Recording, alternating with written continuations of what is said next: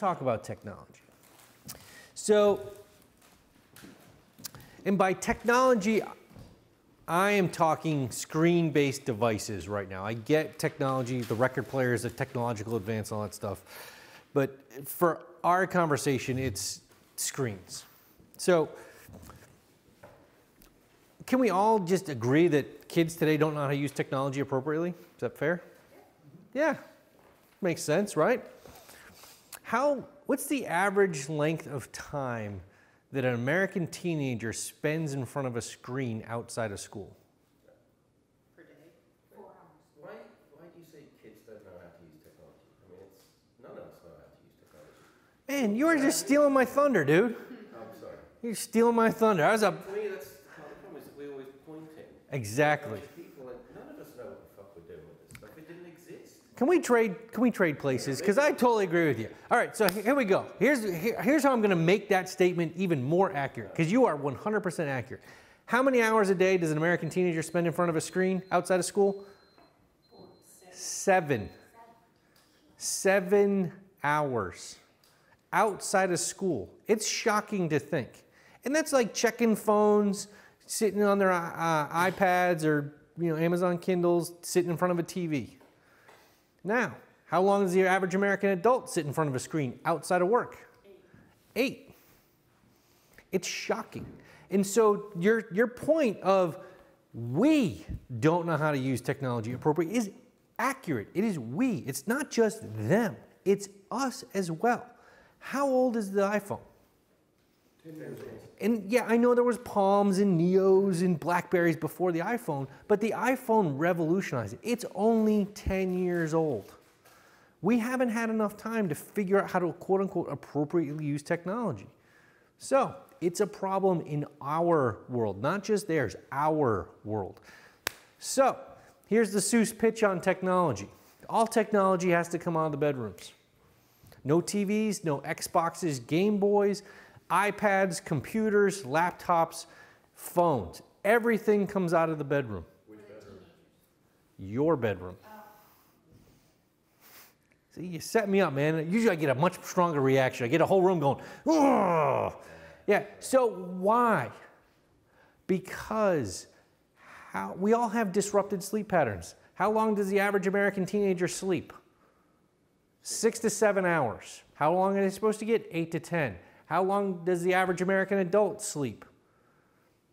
6 to 7 hours. How long is the average American adult supposed to sleep? A solid 8 hours. What happens when you don't get enough sleep? All your symptomology, ADHD symptoms, depression, anxiety, cravings for drug and alcohol addictions, everything mental health goes through the roof if you're not getting enough sleep. I'm asking you to try and do some things to regulate yourselves as parents. The best thing you can do is sleep.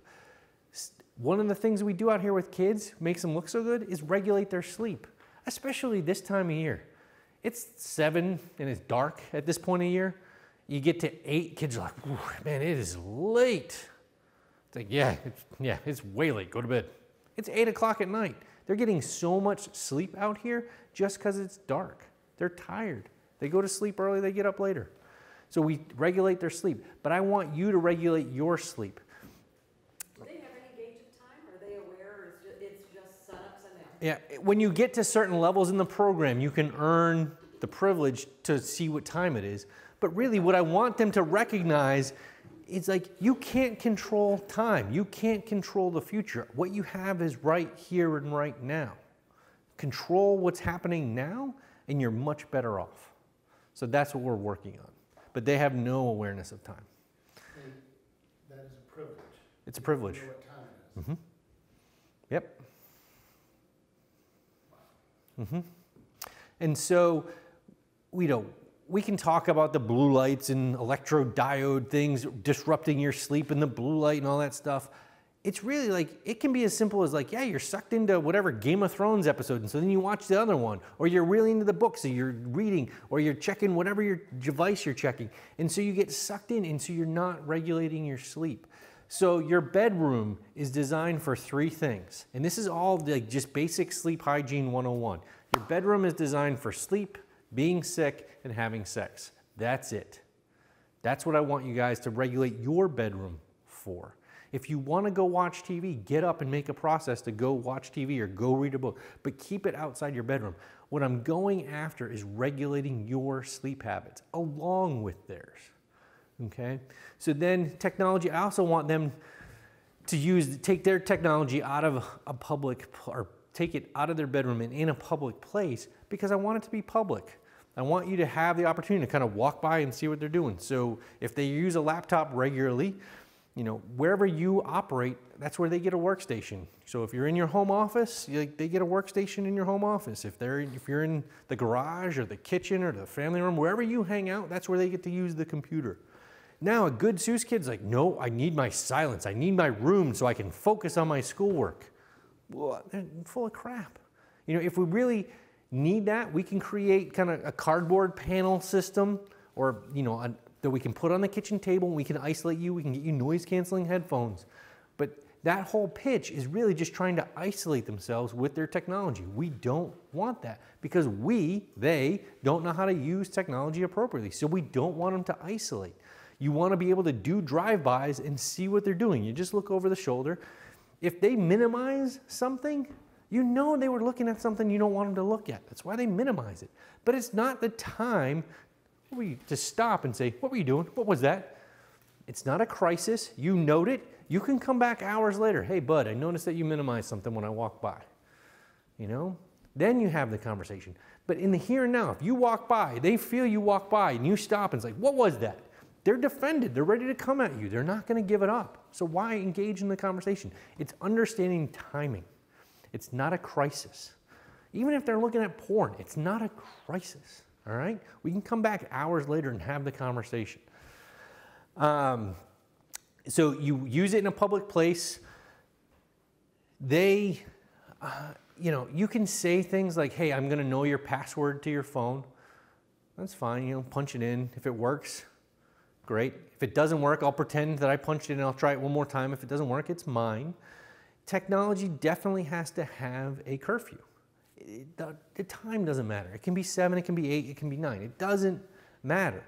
But it's like there's a bucket in the hallway, in your bathroom, in the kitchen, wherever. I once had a family like tape body outlines of every phone. It was pretty hilarious. Like they're all like lined out like a murder on the countertop, and everybody's phone had a spot, and you just put it there. That's great. It doesn't matter, but they have to take a time. So let's say the curfew's 9 o'clock. She's down in her room, or even she's appropriately using it in the family room. It's 8:55. What do? Hey, sweetie, it's 8:55. Let's be wrapping that up. Come on now. You know, curfew's 9 o'clock. It's 8:57. All right now. Come on now. Oh, it's 9 o'clock. Get that phone in. Whose problem is it at that point? It's yours.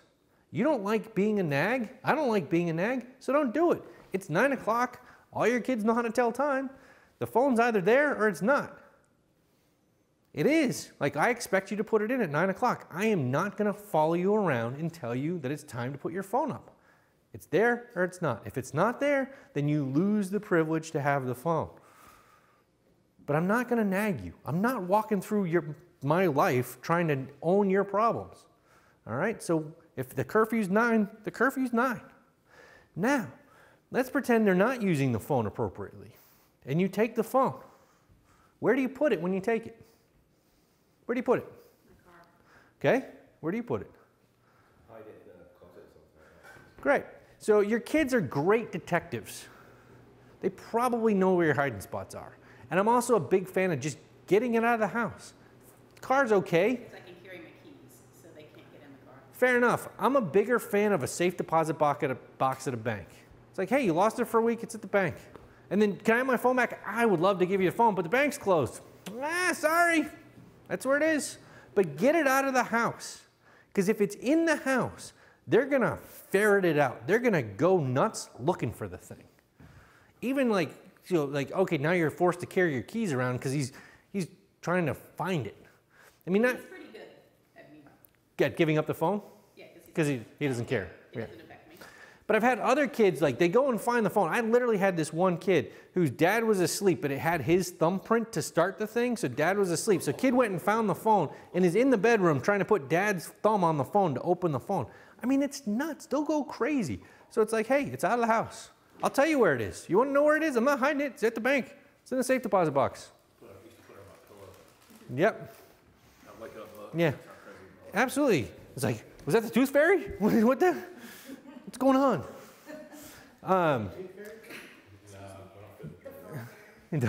So, you know, it has a curfew. You know their passwords to their Snapchat account, to their Facebook account. But you also have the awareness that they don't just have one Snapchat account. You don't know about, here, Dad, here's my Snapchat account. But then there's Darkstar 4000, you know, that you don't know about. You know, living large in South Carolina. Whatever it is. Like, they have multiple accounts. And you do what you can do. But recognize you can't control everything. So, technology.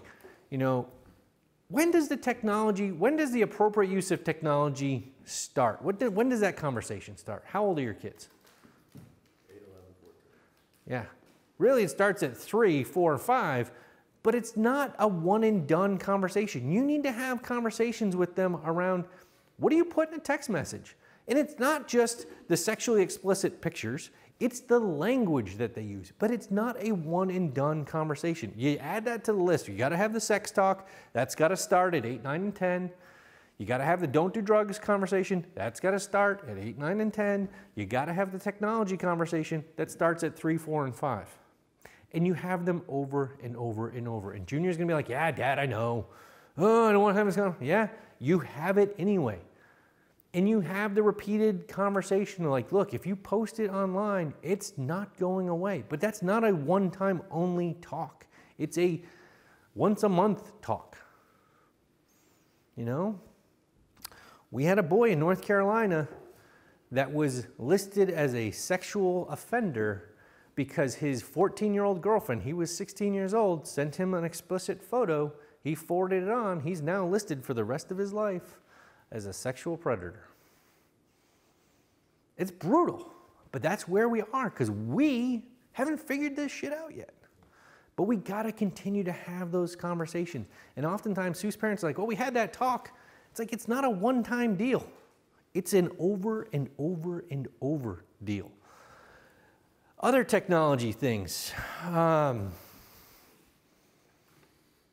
you know, recognize what you can use. I'm a big fan of earning time on, like, is he an Xbox kid? Yeah, he likes one particular game. Like lately, with his depression going on, he hasn't even really been playing Xbox much. So what's his investment in GameStop? He loves these these collectible figures. Yeah. Funko Pops. Yeah. He's addicted to those. So like online, all he is he's on Instagram. Just he doesn't do anything inappropriate online. He is obsessed with these Funko Pops. So that's why we're always at GameStop. okay, that's great. Seeing if he can get The newest, greatest, new edition. killer ones. Yeah, absolutely. So even kind of like free reign to go look at Pinterest or Instagram or whatever he's looking at, like all that kind of free activity online, that should be earned stuff. That's one of the resources that you bestow on them.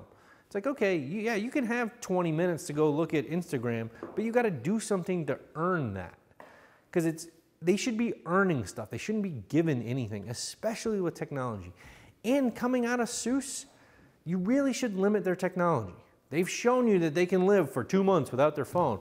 Honestly, a phone is a really hot button issue for most kids. Maybe not him, but for the rest of you guys, you probably should at least go 30 days without them having a phone. Why is that hard?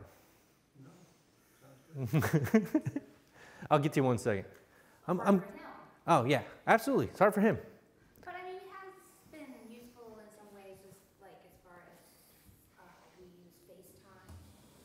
You know, if he's somewhere, he'll have to FaceTime me and introduce me to his friends, show me where he is, so I don't know he's lying to me. When he's being appropriate. Yeah. And so you may have an element where it's like, no, I want my kid to have a phone, but I also have parents that have a warped sense of like, well, I have the tracking device on my phone. Great.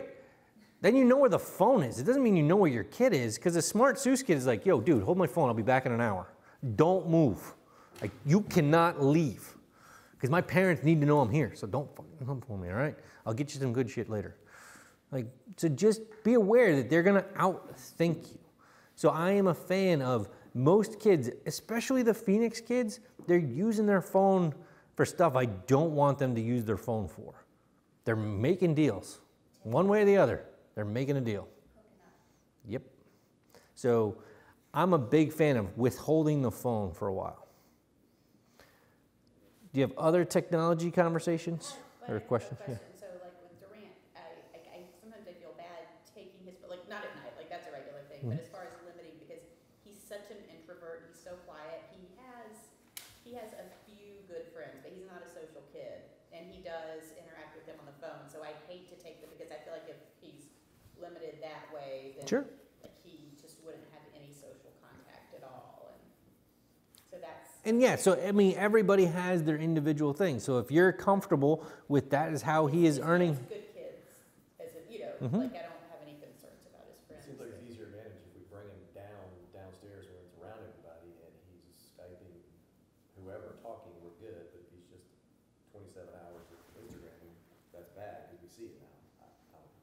Yeah, so I mean, like you have elements. I think your point is an interesting one. Like if he's isolating with his friends up in his room with his phone, you don't want to take the phone because he's got those 3 friends, but you never see him. It's like, look, I'm comfortable with you having the phone because you can contact those 3 friends, but we want you to do it in the living room or wherever, just so we can see ya. But then You know? yeah, I feel like then he feels like he can't talk. You know, because nobody, like, used to take the phone in the bathroom and talk. Where do these kids live? So one of the boys lives in our neighborhood, he's been friends with a long time, and the 2 other boys are friends he's met at school. They live, so sometimes we'll take them like to downtown Durham and like they walk around for a couple hours, or they'll go to the mall. Yeah, and so maybe that's one way, like, you can encourage him to kind of, like, the boys can come over. Like, just bring everybody over. Go get them. And, like, so helping him understand that there's other ways to communicate outside of Facebook. It's not like the kid's in Singapore. So there's ways that maybe we can solicit them to be engaging face-to-face. Because we are all finding that the phones insulate us from certain emotional development skills. You know, if you're a professional golf fan, you are aware that Rory McIlroy broke up with his fiance via text message a couple years ago. It's like, come on. When you guys had to break up or were broken up with, like, that love of your life when you're 16 years old, you did it face to face because you had to deal with the feeling of, like, I'm either breaking this person's heart or they're breaking my heart, and that doesn't feel very good. But all that is actually learning processes in terms of your own emotional development. Now, a kid just operating through the phone, that is a very insulated place to be where I don't have to do the emotional development work, which then leads me to having blowouts in other emotional development work because I don't know how to deal with those hard feelings. So I want to put them in as many positions as possible to deal with the uncomfortable emotions and not just be isolated or insulated due to technology. It's one of those things that we're trying to teach our kids that we haven't figured out how to do it yet with technology because they can, I don't like you anymore. Boop. It's hard. So I'm a fan, like, okay, he's using that phone, great, but can we solicit as many activities as possible where he's face-to-face with those guys? Because they are local, in a sense. So